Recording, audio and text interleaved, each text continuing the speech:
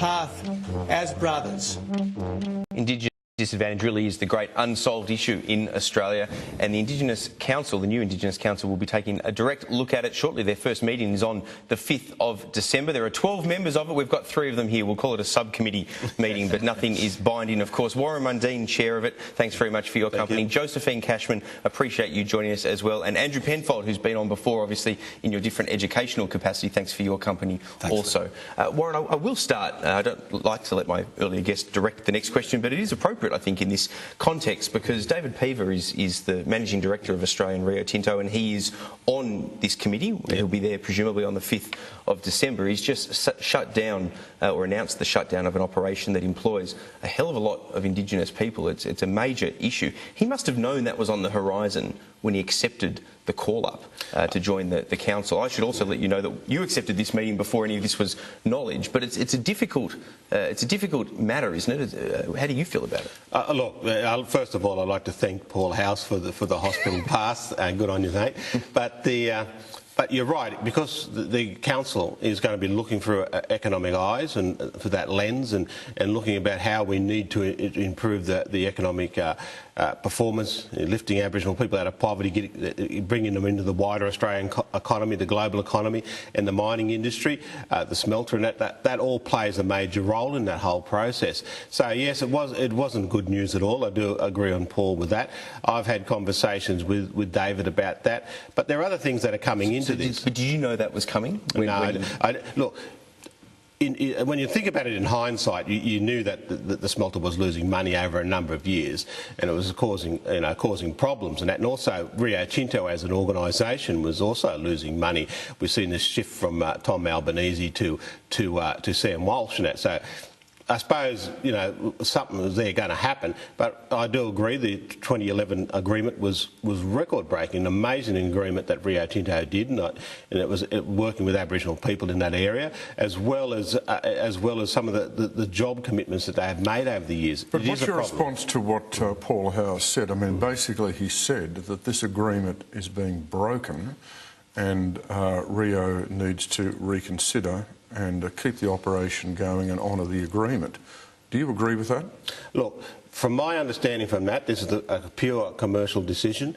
There are other things that have come into play in regard to the Yolngu people doing their own mining. They're now going to be doing the mining of bauxite up there, so they're setting up their own mining company and doing other economic development stuff. Whether that's going to be a complete filling the void of that closing of the smelter is a different matter.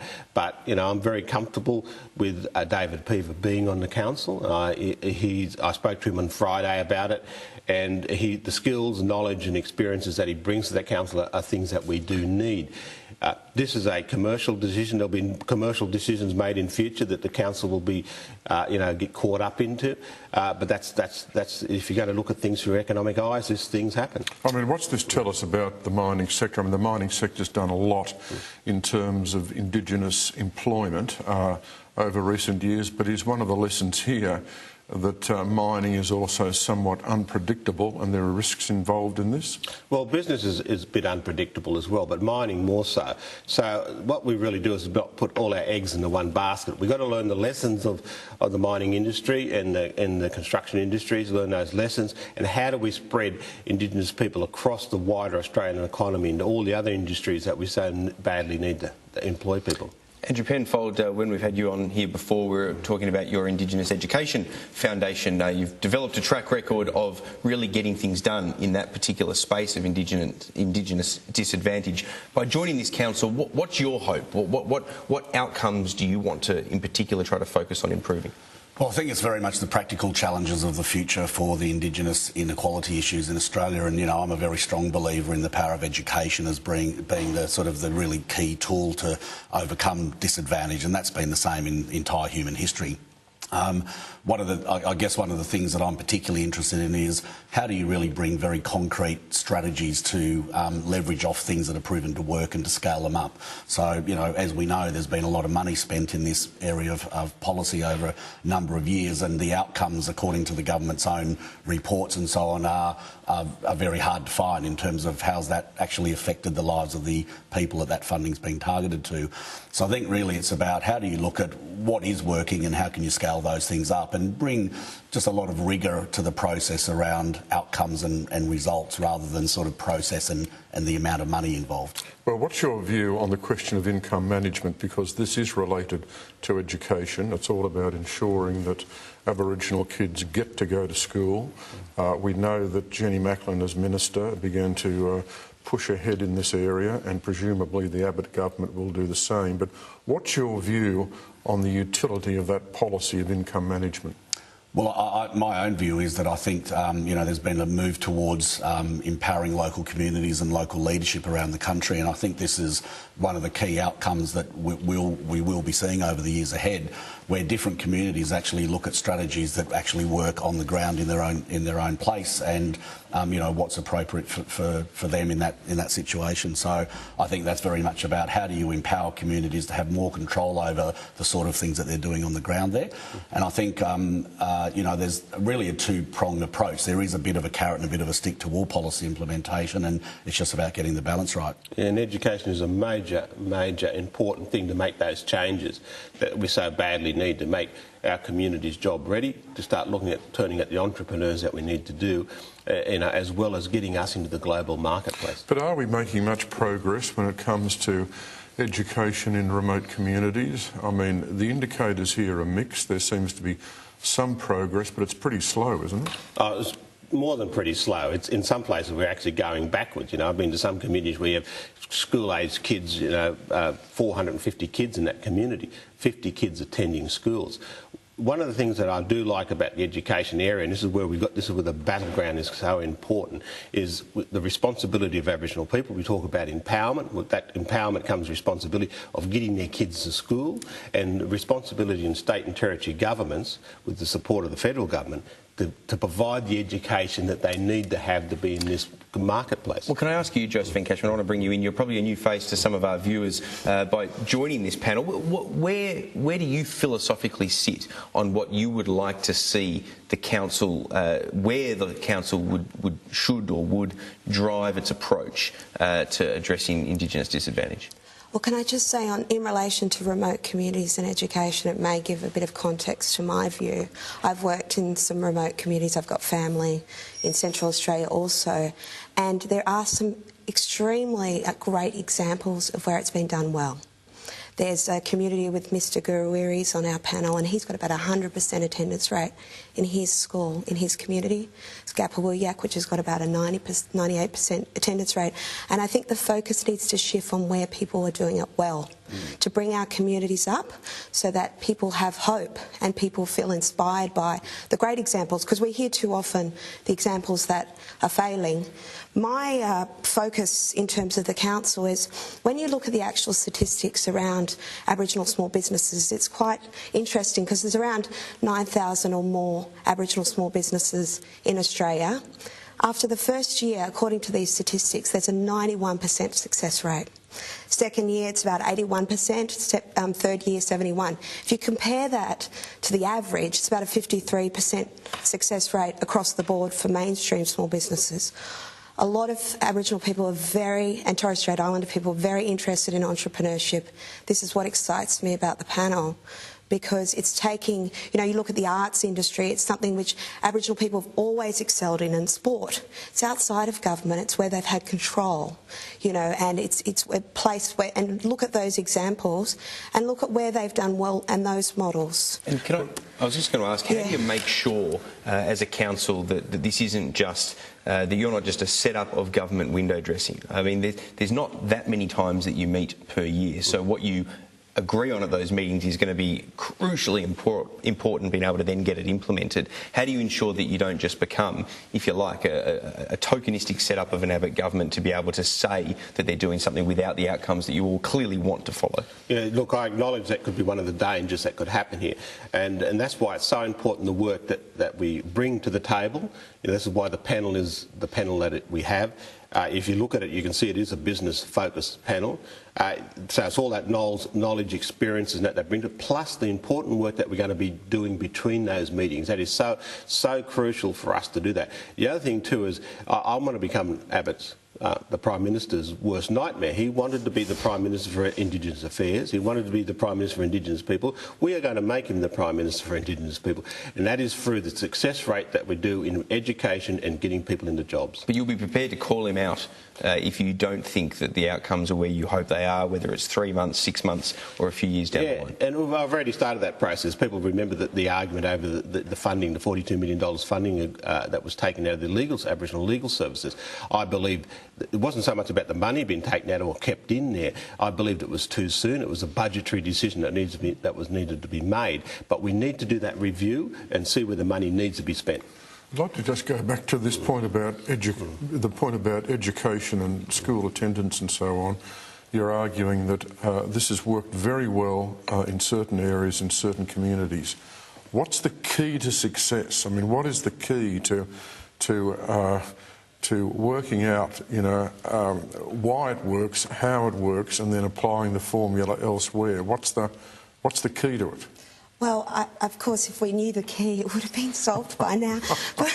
But from my observations, and they're just my observations, so I'm not an educational expert, but it's where you've got some great, passionate teachers who want to stay in the community, who've got a commitment, who are great educators, and they engage the community in the education process. People want to send their kids to school because the kids are in environments where they're not bullied, where they're satisfied, where they're actually engaged. And it's interesting you mentioned that because I have a great friend she's a professor, an Aboriginal art expert and a professor, and she spent in the 70s, Margot O'Neill, she spent in the 70s time in Aboriginal communities, and they didn't have blackboards then, but they improvised with logs, and, you know, they just engaged the children within their own environment, on their own context. And I think you need to encourage great educators to go out there. But Andrew Penfold, there are disagreements within the Indigenous community, within people that are involved in Indigenous education, even like yourself. You know, your program is highly successful, the numbers speak for themselves, but some sections of the Indigenous community have a philosophical issue with some of these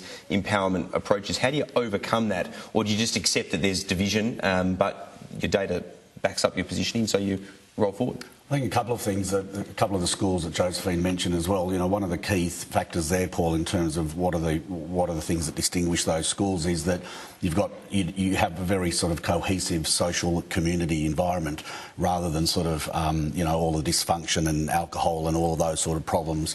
And where those communities have got that cohesion and the leadership, then the schools become much more productive. I think in terms of the ideology of it, you know, there's, I think that's a pretty sort of not very productive debate. You know, what we really should be focusing on is take the ideology aside and say what actually works.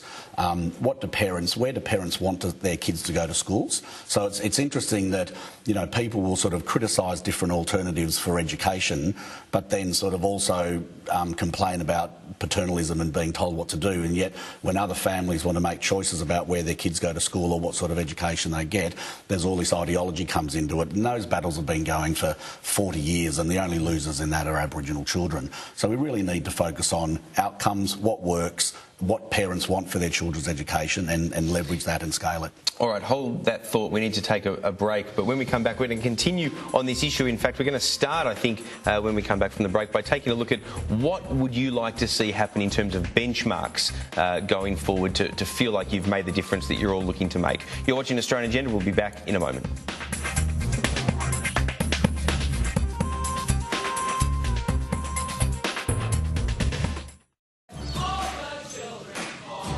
Summer through a straw with Macca's range of new frozen Sprite Splash.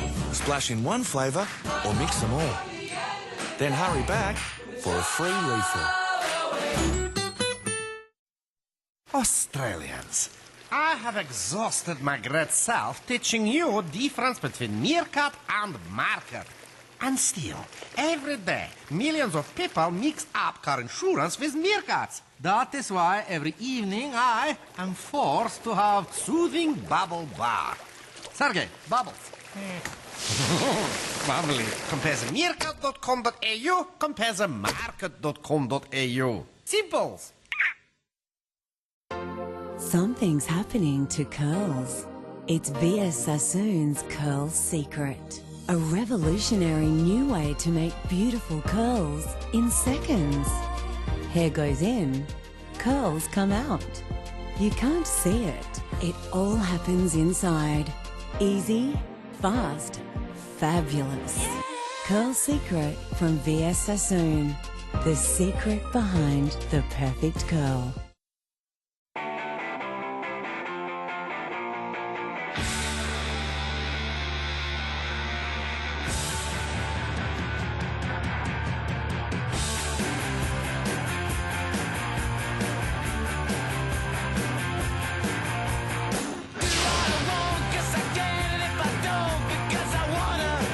The all-new Lexus IS is everything.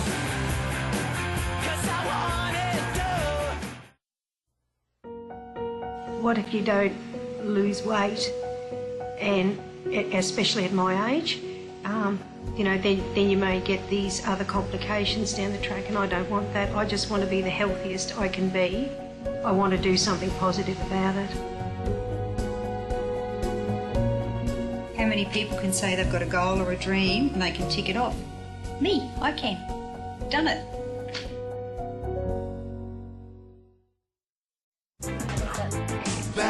Bad boys, what you gonna chew? Chewing extra after eating and drinking helps keep teeth clean, fresh and healthy. What you gonna chew when they come for you? Extra. How does it feel to know I can afford an investment property?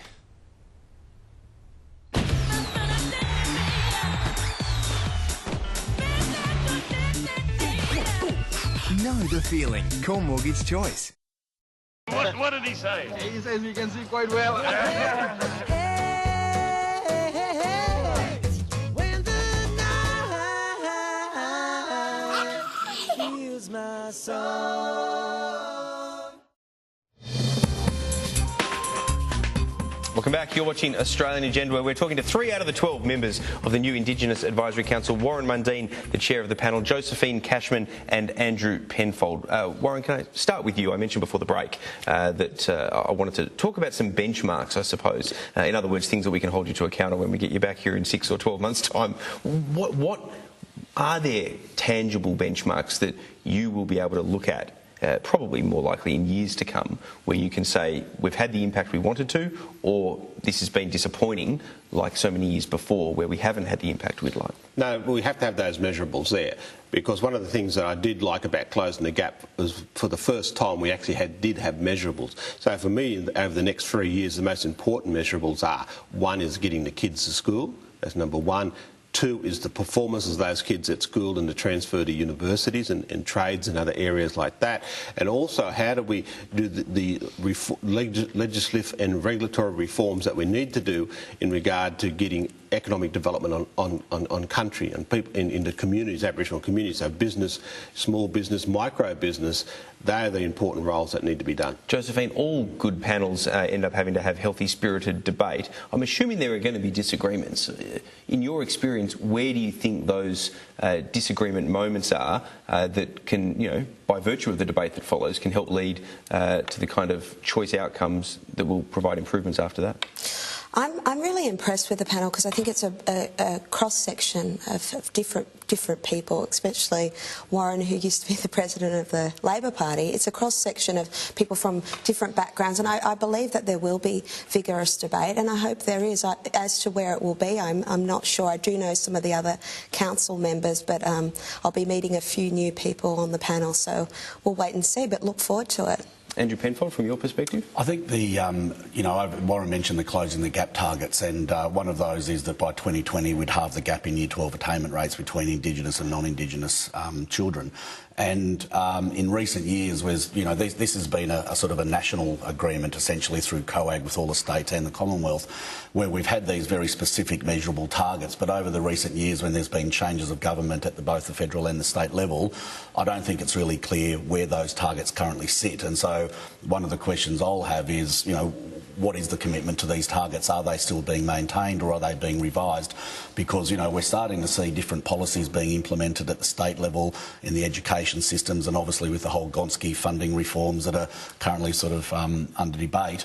Are the state governments still committing to those targets, and how are they going to achieve them? Because really what we've seen over the last few years is pretty much business as usual. And so I'm a bit concerned that actually reaching those targets in terms of Year 12 completion rates is not really going to be achieved unless we really step up the effort. As chair of the council, how do you envisage it's going to operate? That is, do you envisage that it's going to put firm and clear recommendations to government about what government ought to be doing? And how transparent will the process be? That is, will we ever know what the council recommended to government or not? Look, I'm a great believer in transparency, so I'll answer your last question first. We need to be transparent. We need to, if you're looking at bold reforms, which we are, to me it's like the 80s again, the 90s in regard to the Hawke-Keating years of economic reform. We're going to be looking at that process within Indigenous communities and bringing them into the wider community. For us to do that, we've got to have the support of business. We've got to have support of the wider Australian community and state and territory governments to do that. And most important of all, we've got to have Aboriginal input into that. We've got to have Aboriginal belief in the direction that we're going and working with.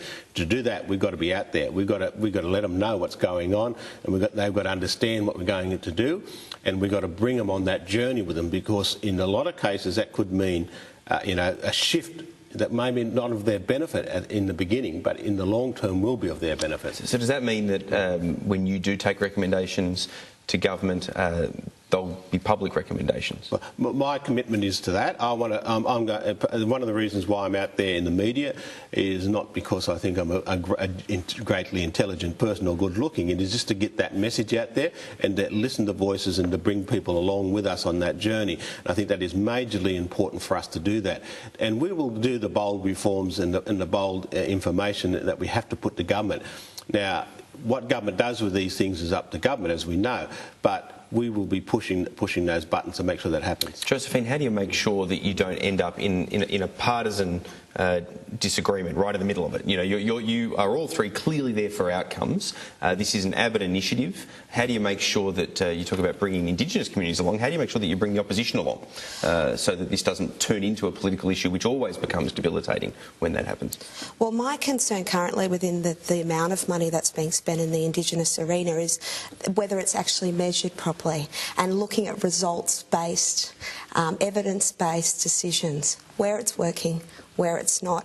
At the moment, my concern is, are things being tracked properly?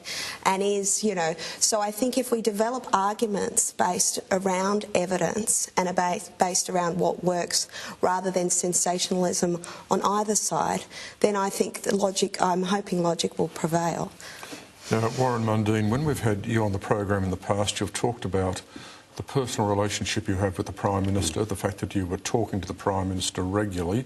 That was at an earlier stage. He's now in office as Prime Minister with a whole series of responsibilities. Aboriginal issues are just one. Are you continuing this dialogue with Tony Abbott, or is he really in office not able to give you all that much time? Oh, look, we are continuing our conversations, but it's not, I think at the time I said it was almost on a daily basis we're doing that. Of course, in the last couple of weeks he's had some few issues in Southeast Asia to deal with, and my prediction is as this spying stuff keeps on rolling out, there'll be a few other issues to deal with that. But we are talking, we're still talking on a weekly basis, several times a week. And what do you talk about? Well, it's about how we should be shifting this area of Indigenous affairs, but also a lot of the stuff that this panel, this council is going to be doing are really about socio-economic issues, and so it'll be for the wider Australian community too. If you're looking at welfare reform, you're looking at education, you're looking at micro and small business opportunities, that affects the rural and remote and Sydney areas of the wider Australian community. So I think we're going to be almost like a little incubator and a test case for a lot of things.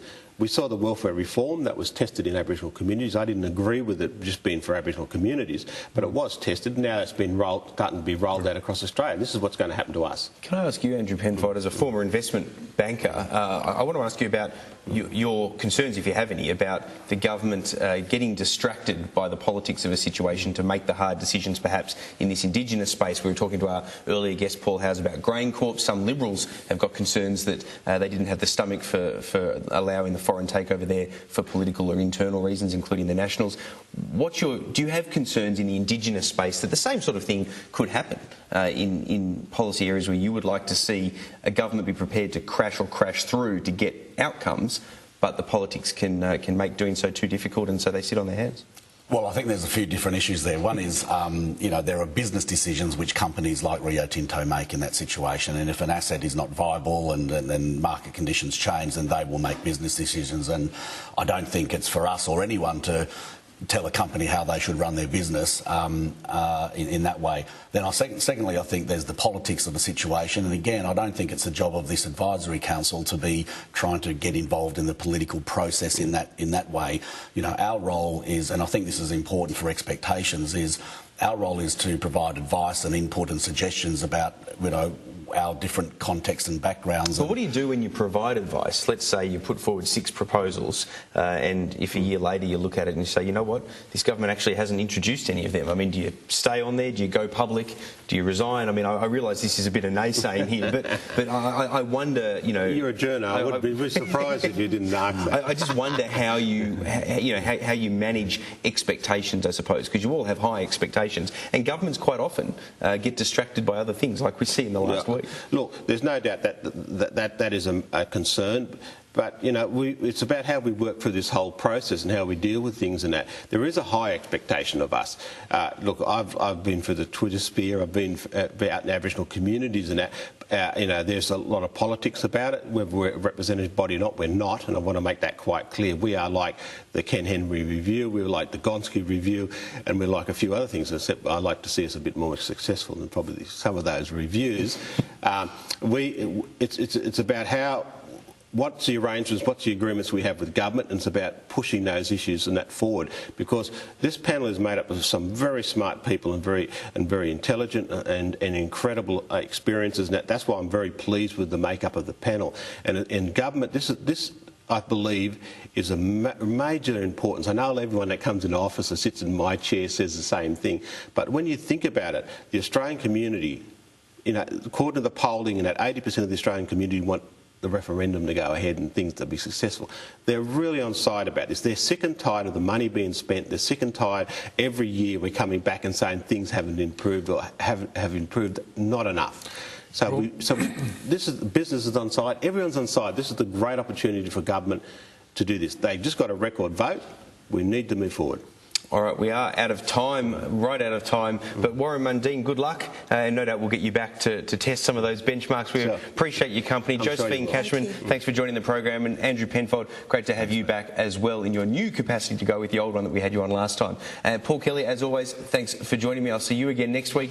And we'll see you next week as well. Be sure and tune in. Chris Bowen, the Shadow Treasurer, will be our main guest next week. And we'll take a look back at tax reform since the 1980s through to the 1990s with the GST and ask the question of Chris Bowen, what is the expectation going forward in relation to the next 3 years? See you then.